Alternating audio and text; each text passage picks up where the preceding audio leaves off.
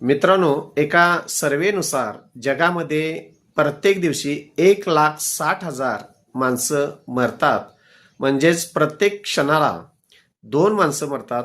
जीवनाचा जर आपण मित्रांनो अभ्यास केला तर आपलं 50% आयुष्य हे संघर्ष करण्यात आणि जीवन जगण्यात जात असतं. आणि ह्यामध्ये अनेक लोकांशी, घरच्याशी, फॅमिलीशी, मित्रांशी अनेक वेळा आपलं ह्या नाहीतर त्या कारणावरून वाद निर्माण होत असतात.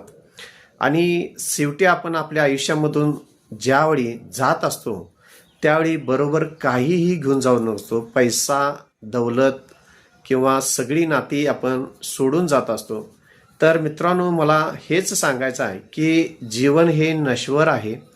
त्यामुळं जीवनात प्रत्येक क्षण जर तुम्हाला प्रत्येक दिवस जर मोठा करायचा असेल, तुम्ही तुमच्या फॅमिलीशी प्रेमानं वागलं पाहिजे, मित्राशी प्रेमानं वागलं पाहिजे, समाजाशी प्रेमानं वागलं पाहिजे.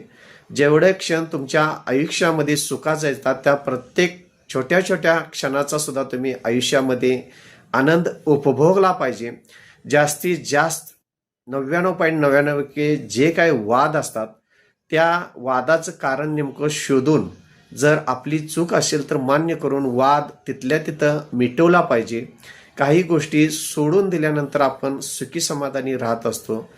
त्यामुळं मित्रांनो, जीवन जगत असताना प्रत्येक क्षणाला जे काय तुमच्या आयुष्यामध्ये सुख येतं ते वेचायला शिका. कारण जीवन हे पुन्हा मित्रांनो नाही आहे. धन्यवाद.